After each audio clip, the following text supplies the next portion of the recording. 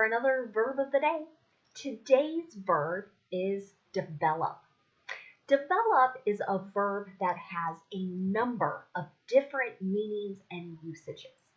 I've picked out 5 that I think are more likely for you to either hear them be used or maybe see them being used. But I really want you to know this is not a complete list of meanings. So the first definition we're going to take a look at is to cause to grow or expand. So many times we will talk about children developing, and again, this is that idea of growing. You'll hear develop used in education as we try and expand our understanding or learn new things. A second way you might hear the verb develop used is to mean to work out the possibilities of. So you might hear someone say we're developing solutions to a particular problem or issue. So they're looking at ways to solve it. Develop could also mean to create or produce, especially by deliberate effort over time. So with this particular definition, I think about technology and how it develops, right? We have new ways to use phones. We have new apps that continually do new things. A fourth way you might hear the verb develop used is to mean to convert land to a new purpose, either by building something or taking advantage, making use of the resources that are connected to that land.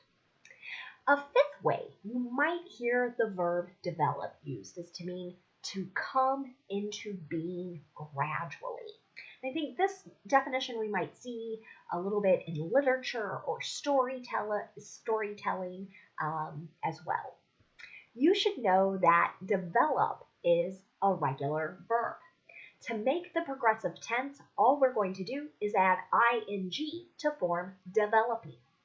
The past tense and participle forms of this verb are made by adding ed. The base verb, develop, ends in this unvoiced p sound. So our ed is going to make a t sound.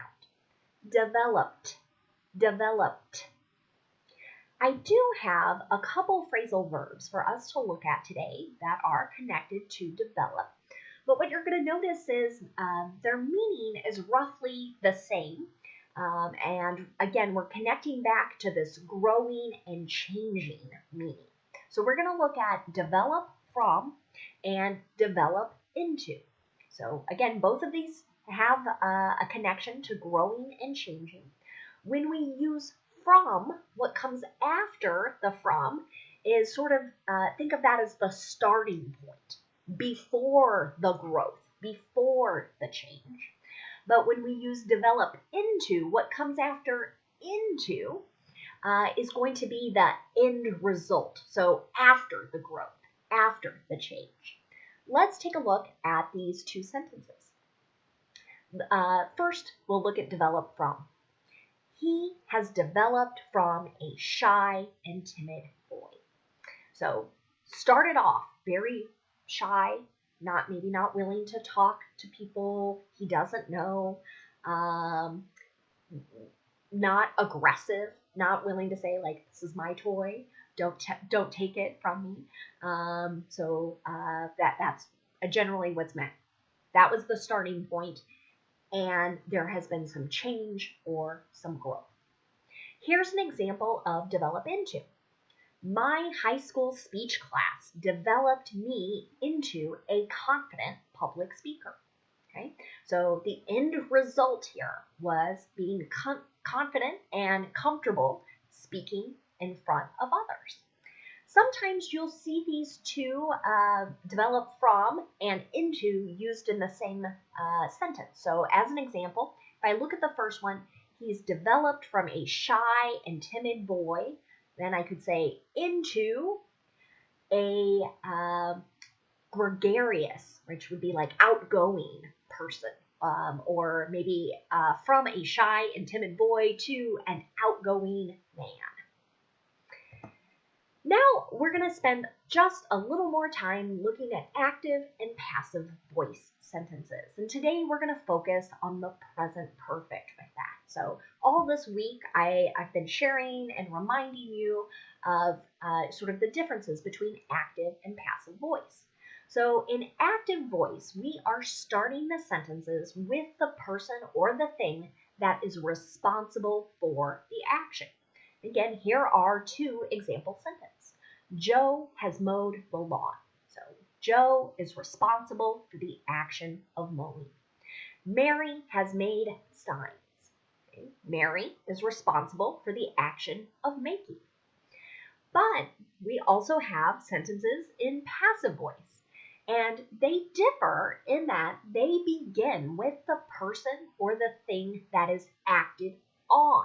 Or another way to think of this is that receives the action. So it's possible that we will not know who is responsible for the action. That might not be in the sentence. But if it is, if the person or thing responsible for the action is there, it's going to come towards the end of the sentence after the preposition by. So I took my first example sentence, Joe has mowed the lawn, and we're going to change it into passive voice, and we would say, the lawn has been mowed. Or we could say, the lawn has been mowed by Joe. And again, we can take the second sentence, Mary has made signs. We'll make that passive by saying, signs have been made. Or signs have been made by Mary. And there are a number of reasons that people choose to use the passive voice. And a few of those could be that someone just doesn't know who is responsible for the action. Another reason is the person responsible for it just isn't important. And possibly our writer or our speaker really wants us to focus our attention on that object, the person or the thing that's acted on. So by starting the sentence with that object or person or thing acted on, they're bringing more attention to it. They're really starting to emphasize it. So now let's look at a couple different sentences using our verb of the day, develop.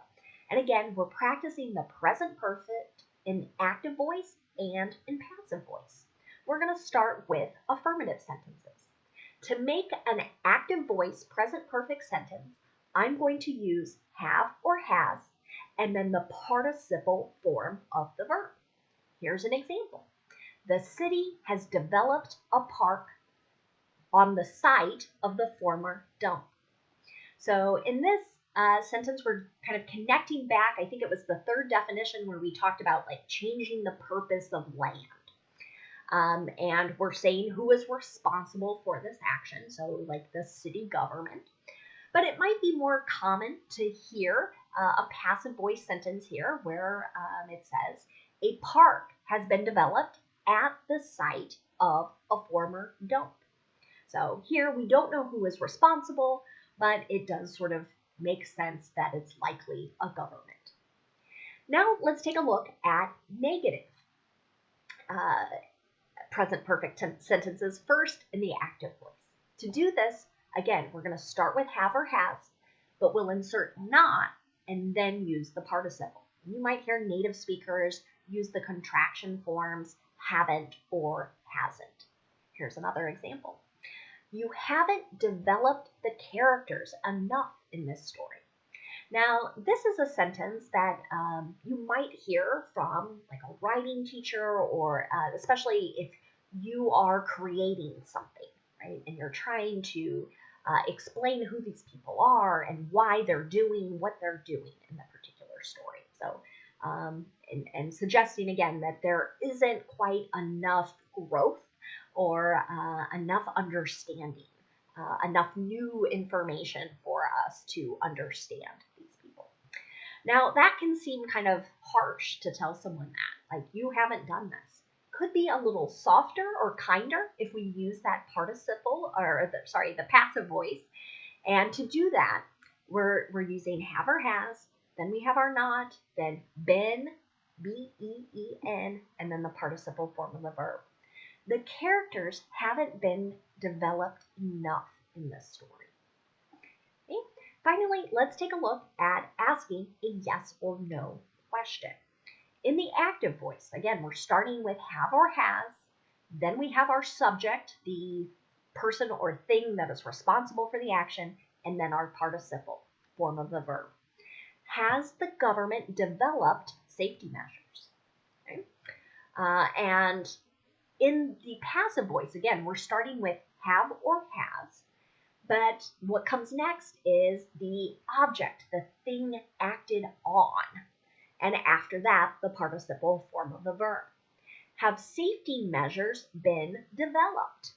Okay. So these two sentences, or questions, I should say, that I just asked really have the same meaning, but I have had students tell me previously it could be a little confusing. Why did I use has in one, but have in the other? And it's controlled by what comes next. So the government is singular. That's why I'm using has in the active voice. But safety measures, that phrase is plural. So I'm using have in the second sentence. Now let's take a look at some words that are related to our verb develop. And the first word we're going to look at is the noun development. And I want to warn you, just like the verb, this noun has a number of different meanings. I've picked out 3 that, again, I think are more common for you to either hear or see when you're reading. So one possible meaning for the noun development is the process of growth or advancement. Here's an example of this usage. I'm reading a book about child development. So here, we're reading a book that talks about how children grow, both physically, mentally, emotionally. It would be what's implied there. A second meaning for the noun development is an event that constitutes or makes up a new stage in a changing situation. Here's an example of that. Are there new developments in the treatment of COVID-19? We know we're still learning a lot about this virus, even though it's existed for over a year now, and how to help people who contract this virus. So we want to know, are there new stages, new events occurring in this ever-changing situation? Another meaning for the noun development is a new product or idea. Here's an example of this. This new phone has all the latest technological developments. So again, new offerings, new abilities, new capabilities. The next word we're going to take a look at is also a noun. It's developer. This is a person or a thing that develops something. So many times you're going to hear a person or a company referred to as being a developer.